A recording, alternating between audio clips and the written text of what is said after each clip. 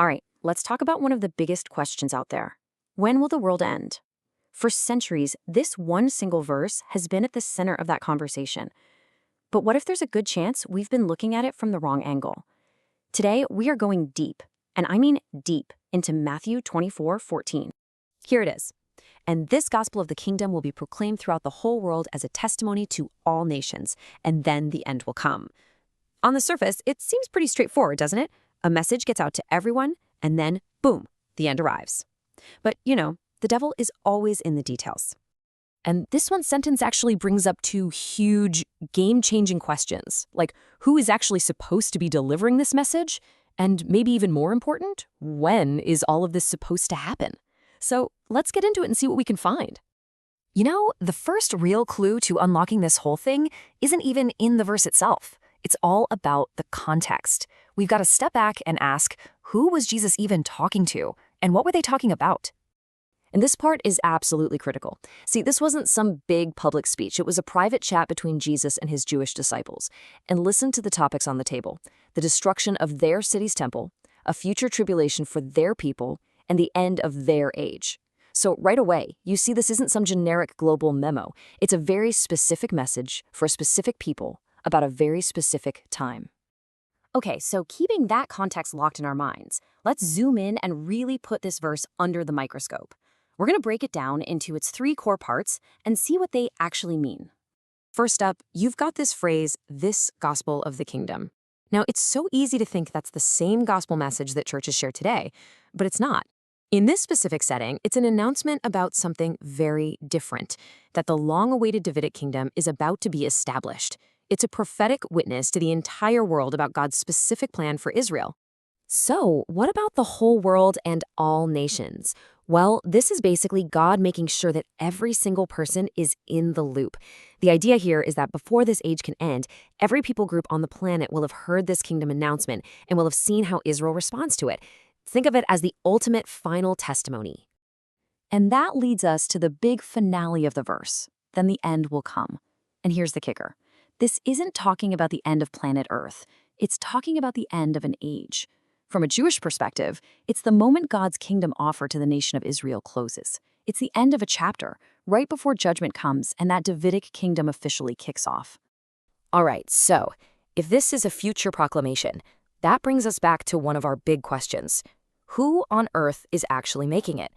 And this is where it gets really fascinating, because the Bible doesn't leave us guessing. It points to three very specific, and let's be honest, pretty surprising messengers. So who are they? Well, we have the mysterious two witnesses, we have this incredible group of 144,000 sealed servants, and if that wasn't enough, we have a powerful angel. Let's take a quick look at each one. First up, over in the book of Revelation, chapter 11, we're introduced to the two witnesses. These two are described as incredibly powerful prophets, and their mission is to both Israel and all the other nations. And look how specific it is. They operate for exactly 1,260 days, which is the first half of that final tribulation period. But then, things get even bigger. Revelation 7 tells us about an army of messengers, 144,000 sealed Jewish servants. And here's the really interesting part. Unlike the two witnesses with their specific timeline, this group's mission lasts for the entire 7-year period. They're providing a constant, faithful witness from start to finish.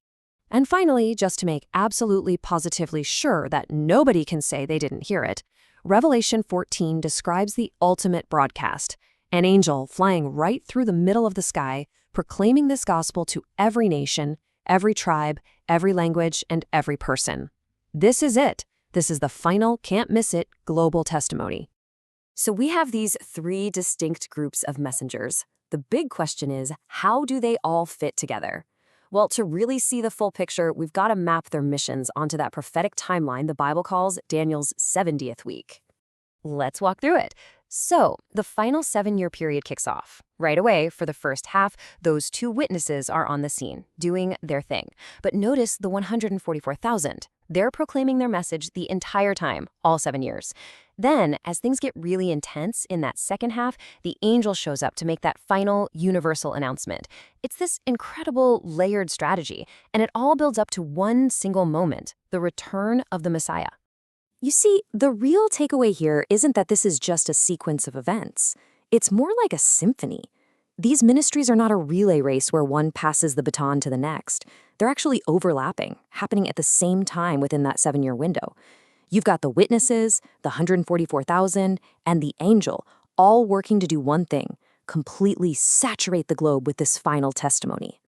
So what's the bottom line? Why is it so incredibly important to get this context right? What does it all really mean for us? Well, honestly, the difference is like night and day. The prophecy we're talking about in Matthew 24:14 is about a future 7-year period, and its focus is squarely on God's plan for the nation of Israel. It's carried out by God's special forces, angels and specific prophets. It is not a job description for the church today. This mission is totally, completely separate from the Great Commission, which is the church's ongoing task. 2 different gospels, 2 different timeframes, 2 different missions. So at the end of the day, the purpose of this incredible future global event is to serve as a final witness. It's designed to put Israel's response on the world stage and to make absolutely sure that every single nation is aware of the coming kingdom before that age finally comes to a close. And that leaves us with one final thought to chew on. If this famous verse is actually describing a future, highly specific proclamation for Israel and the nations, and if it's carried out not by us, the church, but by God's own divinely appointed messengers, then how does that completely reshape our view of what has to happen before the end can truly come?